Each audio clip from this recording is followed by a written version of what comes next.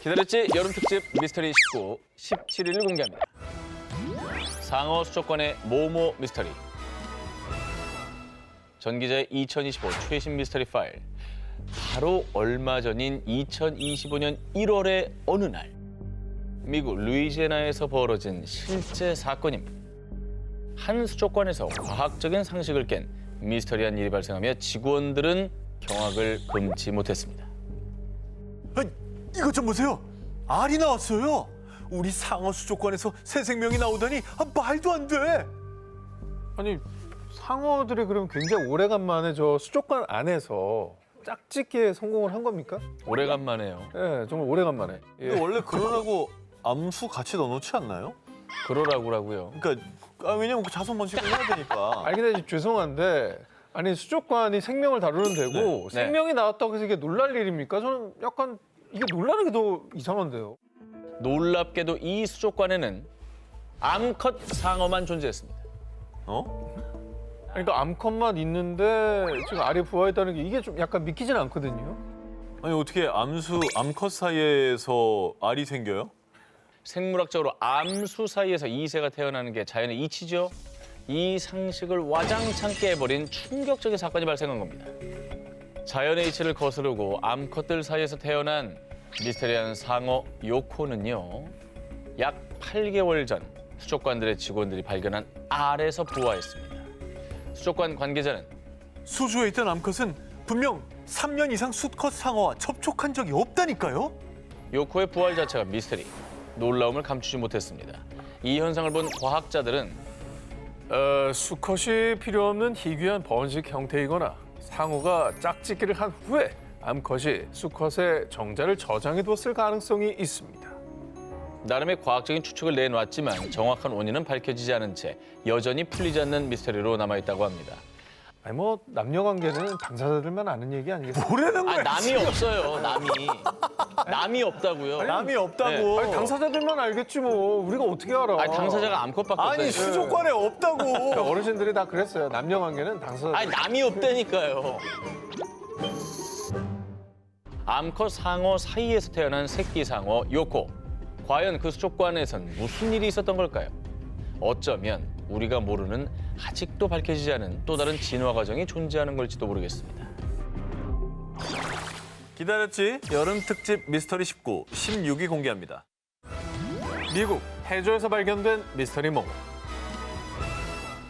자, 오 기자의 미스터리 월드 투어.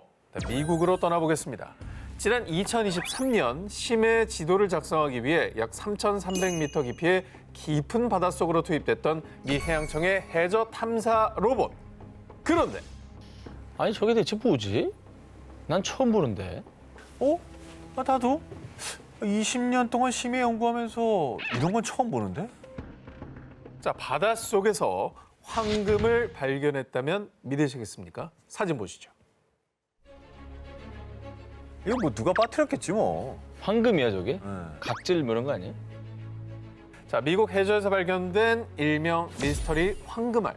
지름 10cm가량의 매끄러운 이 금색 표면은요. 발견 당시 바위에 단단히 붙어 있었고 가장자리가 찢어져 구멍이 살짝 나 있는 상태였습니다.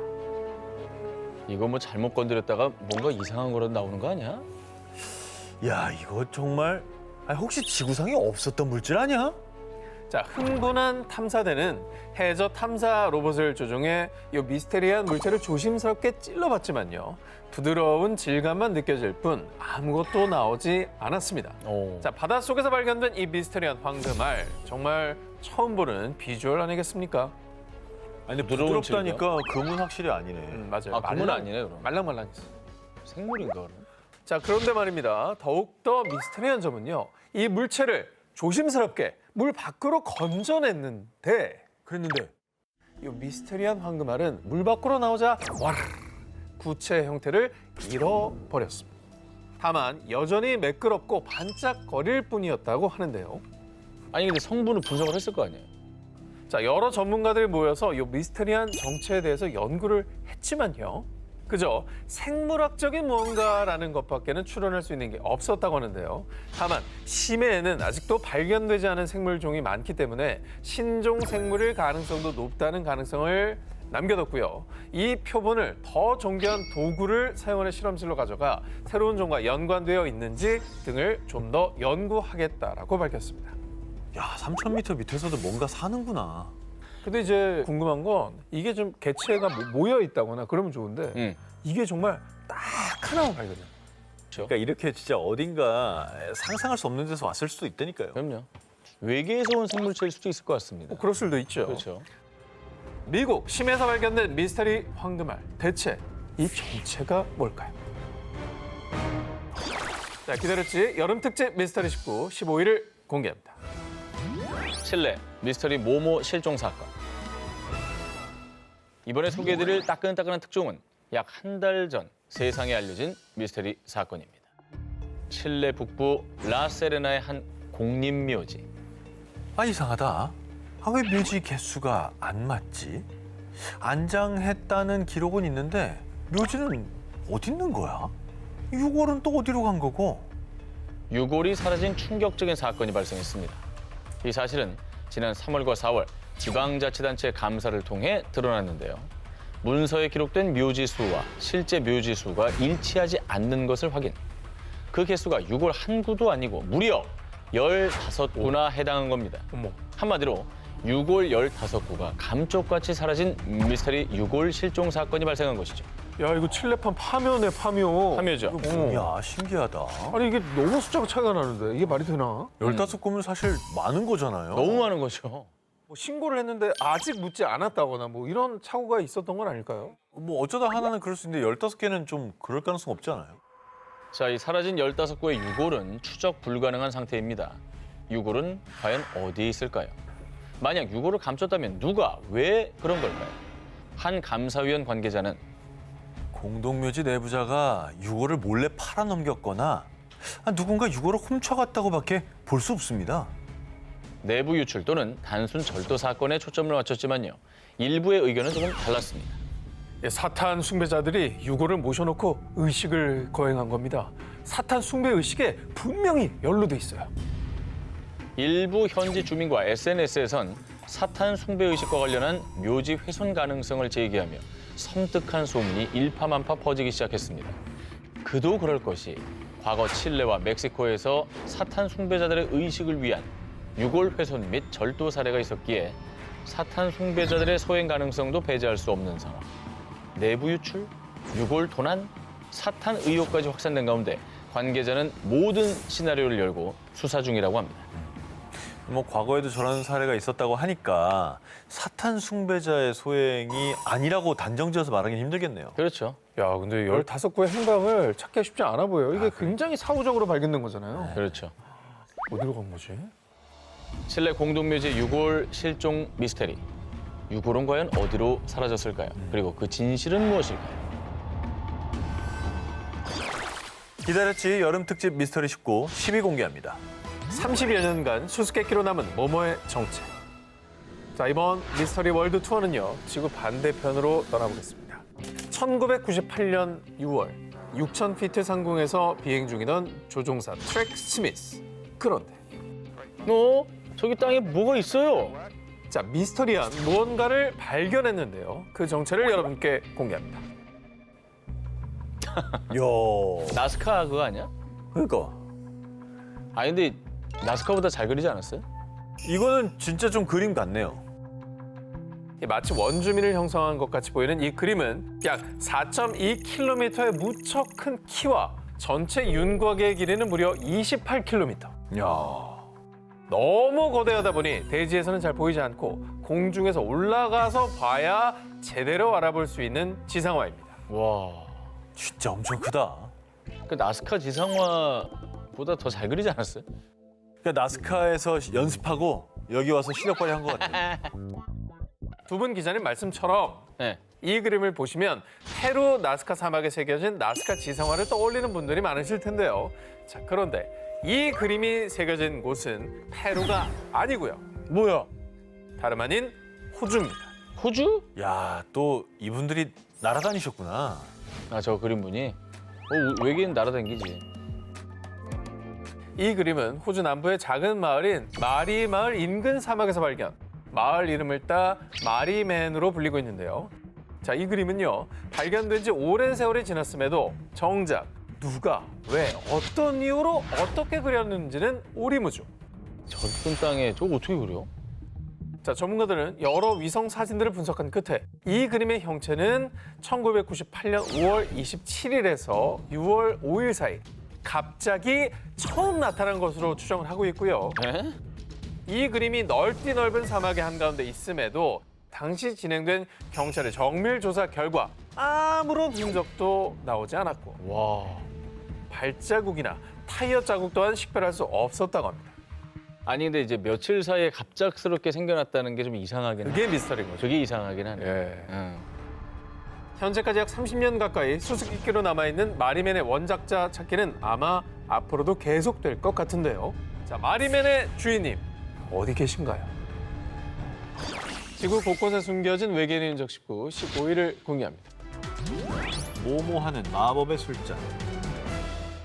뭐 두 기자님들은 문과라 잘 모르시겠지만 뭐 나노 이런 거 들어는 보셨어요? 10억분의 1m죠? 정확하게 알고 있네요. 아 그래요? 메가는요? 메가? 단 건데 메가. 메가다? 이 나노미터의 크기에서 물질을 조작, 눈에 보이지 않는 아주 작은 단위를 다루는 기술입니다. 그걸 나노 기술이라고 하는데 이건 보통 20세기 후반에 와서야 본격적으로 등장합니다. 그런데 말입니다. 무려 1700여 년 전 4세기경의 고대 로마에서 이 나노 기술을 이용한 물체가 발견이 됐다면 믿으시겠습니까? 우리도 긴가민가한 나노 기술을 네. 저 때 했다고요? 그러니까요. 자, 그 정체 바로 이겁니다. 뭐야? 동전인가? 잔이네? 술잔? 잔인데? 뭐야? 색이 변해. 뭐야? 트라케의 왕 리쿠르고스가 덩굴에 결박된 모습이 그려진 유리컵, 일명 리쿠르고스 컵입니다. 우와. 빛을 정면에서 비추면 진한 옥색, 빛을 뒤에서 비추면 붉은 빛으로 변하는 신비스러운 컵. 이 사실을 믿을 수 없었던 학계는 도대체 고대 무슨 기술로 이 컵을 구현해낸 건지 연구에 돌입했으나 컵의 존재에 대한 정보도 없고 제조법도 불분명. 그렇게 시대를 거스른 리쿠르고스 컵은 수수께끼로 남아 있었는데요. 그런데 1990년대 과학자들이 컵의 파편을 분석한 결과 유리 안에서 금 나노 입자를 발견. 20세기 후반에 등장한 나노 기술이 이 컵에 적용돼 있었던 겁니다. 아니 이거는 야. 20세기 때나 나온 기술을 알고 만든 것도 아닐 거고. 나노 입자 기술이 있었어. 응. 그러면 최소한 딴 거라도 좀 더 나와야지. 아니면 정말 외계인이 와서 저 컵 하나만 떨렁 던져주고 갔던지. 외계인이 와서 지구의 왕과 교류하면서 선물로 준 그 당시 왕의 모습이라면 소름이겠다. 그거 아닐까? 그냥 금 입자가 그곳에 우연히 거기 있었던 거. 그렇지.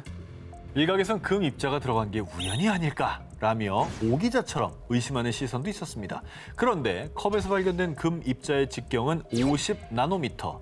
1700년 전 소금 한 알의 1000분의 1도 안 되는 크기의 입자가 컵에 아주 고르게 분포된 게 우연이다? 과연 그 가능성이 얼마나 될까요? 그리고 컵 속 덩굴에 결박된 리쿠르고스의 모습이 핏빛으로 바뀌는 것도 뭔가 의도성이 느껴지지 않습니까? 그 시절 나노 기술이 정말 존재했다면 관련된 유물이 추가로 더 발견되지 않았을까요? 하지만 그 시대에 이 기술을 활용한 컵은 단 하나만 발견. 그리고 관련 기술에 대한 기록도 전무한 상황. 과연 1700년 전 나노 기술을 알고 있던 그 누군가는 어떤 존재였을까요? 지구 곳곳에 숨겨진 외계인의 흔적 19, 14일 공개합니다. 호련히 사라진 외계의 발명품. 이번에 제가 찾은 외계인의 흔적 사진 먼저 보여드리겠습니다. 저거 본 적 있어요? 무슨 뭐 게임 아이템 같아. 자, 지금 보신 것은 무려 약 2000년 전인 서기 132년에 만들어진 세계 최초의 지진 감지기 후풍 지동입니다. 이 지진 감지기는 놀랍게도 그 옛날에 지진이 어느 방향에서 발생했는지를 감지해내는데요. 이 지진 감지기를 만든 것은 중국 후한의 천재 발명가이자 중국의 레오나르도 다빈치, 장형입니다. 그런 그의 발명품 중에 후풍 지동이는 역작 중의 역작.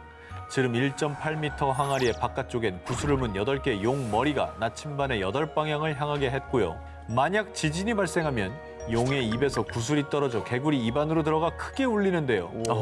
이때 공이 떨어진 방향은 즉 지진이 발생한 곳이라는 뜻. 그런데 138년 2월 폐하, 서쪽 용에서 구슬이 떨어졌나이다. 폐하, 서쪽 지역에서 지진이 발생했다는 전갈이 옵니다. 당시 수도에서 무려 400km 떨어진 지역에서 발생한 지진을 장형의 지진 감지기가 정확히 측정해냈는데요. 근데 400km면 일단 저 당시는 연락이 오는데 며칠 걸렸을 거예요. 며칠 정도가 아니겠지. 말 타고 왔을 테니까. 보름 걸리지. 그러나? 저는 뭐 어떤 원리로 만든 걸까? 그러니까 진동을 감지하는 걸 되게 민감하게 만들었나 보다. 그런데 장형의 발명품이 불가사의한 점은 이뿐만이 아니었습니다. 그의 다른 발명품들은 비교적 그 원리가 세세하게 전해져 오고 있는 반면 지진 감지기만은 문헌의 생김새에 대한 묘사와 관련 기록은 있으나 있어. 정확히 어떤 원리로 그토록 정교하게 방향까지 예측할 수 있는 것인지는 남아있지 않다는 것입니다. 그리고 더욱 미스터리한 건 장형의 지진 감지기는 오로지 이 시대에만 잠시 나타났다가 139년 장형의 죽음 이후 호련히 자취를 감춰버렸는데요. 이후 19세기, 20세기 그리고 2005년 후대 학자들이 진보된 기술로 장형의 지진기를 복원했지만 문헌에 나온 만큼의 정확도를 구현해내지는 못했습니다. 그리고 이토록 독보적인 과학기술이 갑자기 등장했다가 또 갑자기 사라졌다? 혹시 누군가가 우수한 지식을 가진 외계의 존재가 자신처럼 뛰어나서 말이 잘 통하는 장형에게 자신의 지식을 전수해 준 건 아닐까요? 근데 이게 재현이 불가능하다는 게 저는 되게 신기해요. 그러니까 뭔가 기술이 발전해오면서 뭔가 전수가 됐다면 개선된 무언가를 통해 추정을 해볼 수도 있을 텐데 이거는 그의 후속 모델이 아예 없다고 했잖아요. 이거야말로 진짜 외계 기술이 아닐까 생각이 드는데 진짜. 정교하게 작동되는 악기에 필적한다는 최초의 지진 감지기. 장형과 외계인은 친구였던 건 아닐까요?